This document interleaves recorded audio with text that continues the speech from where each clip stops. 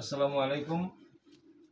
এনএসটিভি studio থেকে দেশ বিদেশের সবাইকে আমরা শুভ সন্ধ্যা জানাচ্ছি।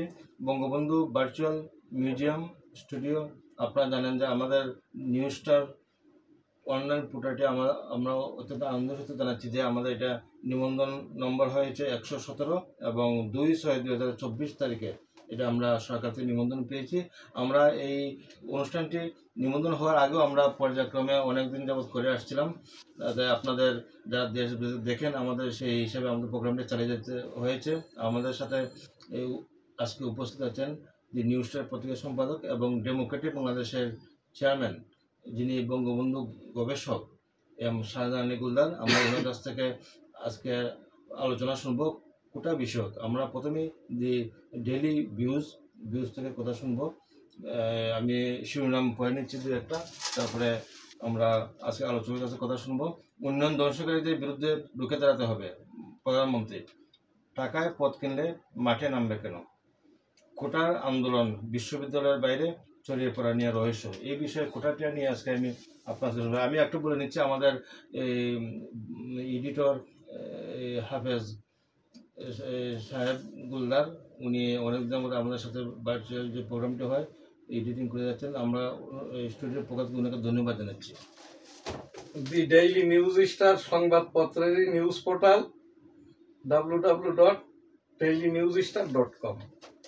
আজ এখানে আপনি যে শিরোনাম পাঠ করেছেন newsstar.com সংবাদ, মাননীয় প্রধানমন্ত্রী শেখ হাসিনা আজ এই যে মেট্রো রেল, বিটিভি ভবন এবং শেষে ঢাকা মেডিকেল কলেজ হাসপাতালে আহতদের দেখতে যান।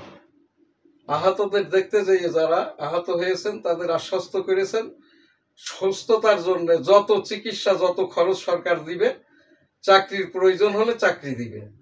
এবং আরো যারা আর কি আহত বা নিহত হয়েছে, নিহতদের পরিবারদেরকে আর কি স্ব প্রতিষ্ঠান হতে আর কি সাহায্য সহযোগিতা করলেও সরকারও বিষয়টা দেখবেন।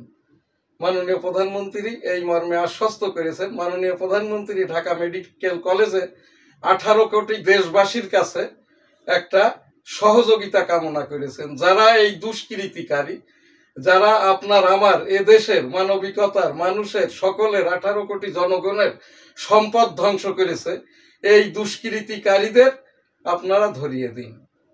আরো একটি কথা বলেছেন আর কি, কমলমতি এই যে শিশু, এই যে ছাত্র যারা আর কি কোটা আন্দোলন করছে আর কি, তাদেরকেও আর কি এইটা মেনে নিয়ে স্ব শিক্ষা প্রতিষ্ঠানে তাদের শিক্ষা জীবনটা। আপনাদের গবেষক হিসেবে ওনারা যে এখন পর্যন্ত কোনো সিদ্ধান্ত যাচ্ছে না, এই বিষয়ে ছাত্র কি করণীয়?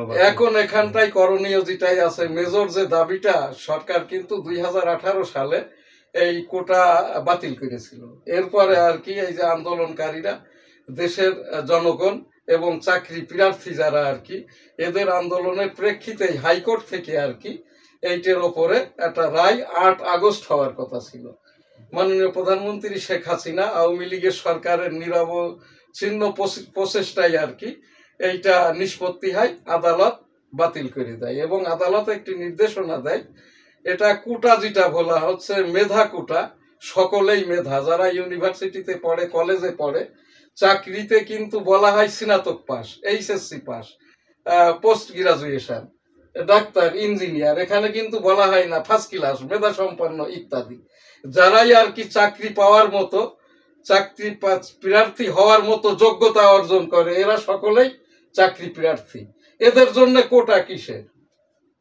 এই চাকরি প্রার্থীরাই পাইবেন, এটা একটা ভুল, এটা সংশোধন প্রয়োজন। এই সংশোধন করবেন কি? মাননীয় উচ্চতর আদালত বলছেন সরকার যেভাবেই খুশি করতে পারেন, স্ব মন্ত্রণালয়ের মন্ত্রী সচিবরা বৈঠক করে এটা সংশোধন করবেন এবং এখানটায় এটা 95% চাকরি পাইবেন, 93% আর 7 ভাগের ভিতরে 5 ভাগ হইল মুক্তিযোদ্ধাদের কোটা। আমার এখানে আপত্তি আছে। মাননীয় প্রধানমন্ত্রী 2017 সাল থেকে বলছেন, আমি একজন 1971 সালের এই যে ফ্রিডম ফাইটার, আমার সনদ এটি, যে মাননীয় প্রধানমন্ত্রী বলছেন আর কি যারা আবেদিত মুক্তিযোদ্ধা হতে পারে নাই এবং যাদের সনদ আছে তাদেরকে মুক্তিযোদ্ধা করা হোক। আমার এনএসটিভি টেবিল থেকে উপস্থাপনা মাননীয় রাষ্ট্রপতি বরাবর, মুক্তিযোদ্ধা মন্ত্রণালয়ের মন্ত্রী সচিব এবং মাননীয় প্রধানমন্ত্রী বরাবর নির্বাহী আদেশে আমাদের মুক্তিযোদ্ধা নিবন্ধিত করা হোক। আমি ব্যক্তিগতভাবে উপস্থাপন করছি। আমার এবং আমার পিতা মরহুম হাজী মধুগোলদার যুদ্ধাহত, আমাদের ভাতা প্রয়োজন নাই, মর্যাদা প্রয়োজন আছে। যে কারণে আর কি আমি এনএসটিভির টেবিল থেকে মাননীয় প্রধানমন্ত্রী বরাবর নির্বাহী আদেশে যেমন চাকরিজীবীদের বেতন বাড়িয়েছে, কওমি মাদ্রাসা সনদের স্বীকৃতি দিয়েছে, আরো অনেক কাজ মাননীয় প্রধানমন্ত্রী নির্বাহী আদেশে পদ্মা ব্রিজ করেছে। এই রকমটা ভাবে আর কি যারা নিবন্ধিত হতে পারে নাই তাদেরকে মুক্তিযোদ্ধা হিসাবে নিবন্ধিত করা হোক। আর এখানে এই যে কোমলমতি ছাত্রছাত্রী যারা আন্দোলনটা করছেন, তোমরা তোমাদের দাবি মেনে নেওয়া হয়েছে, বাকি দাবিও সরকার মেনে নিবেন। আর সরকারের মন্ত্রীদের প্রতি মাননীয় প্রধানমন্ত্রী শেখ হাসিনা বরাবর, এবং এখানে আমি আরেকটি উপস্থাপনা করব, চাকরির কোটা যেহেতু অনেক চাকরি আছে রাষ্ট্রপতির এসআরও বলে, মাননীয় রাষ্ট্রপতি সচিব বরাবর এই যে রাষ্ট্রপতির পরামর্শক্রমে এই কোমলমতি ছাত্র আন্দোলনকারী ছাত্রদেরকে ডেকে নিয়ে বসে তাদের আর বাকি যে 7টা দাবি, কোনো কিছুই এখান থেকে কথা বলাটারই দরকার নাই, তাদের সামনেই তাদের কথা মতো ছাত্র নেতাদের কথার উপরেই ভিত্তি করে 1 ঘন্টার ভিতরেই এটা নিষ্পত্তি করা সম্ভব। মন্ত্রী হোক বা মাননীয় রাষ্ট্রপতি সচিব, এদেরকে ডেকে নিয়ে নিষ্পত্তি না করা পর্যন্ত এই দেশের কিন্তু এই কারফিউ আমাদের কাম্য নয়। খেটে খাওয়া মানুষ এবং আমরা যারা বাইরে বের হতে পারছি না, এখানে জীবনের একটা ঝুঁকি আছে।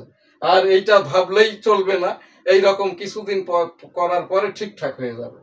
এইটা ওই দুষ্কৃতিকারীদের সুযোগটা দেওয়া হচ্ছে, আমি যেটা মনে করি এইটা দেওয়া উচিতই হবে না। দেশবাসী 18 কোটি জনগণের প্রতি, আইন শৃঙ্খলার প্রতি কে কি দায়িত্ব করেছে এটা নয়, আপনার পাশে যদি কোনো দুষ্কৃতিকারী থাকে আর কি, আপনারা তাদেরকে আইনের আওতায় এনে তাদেরকে ধরিয়ে দিন।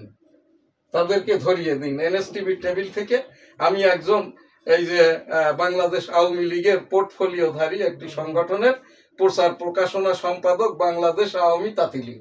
আমি এখান থেকে দায়িত্ব নিয়েই উপস্থাপনা করছি। আওয়ামী লীগের মন্ত্রীরা যার যেটা প্রয়োজন না, আপনারা অতি কথক হইয়েন না।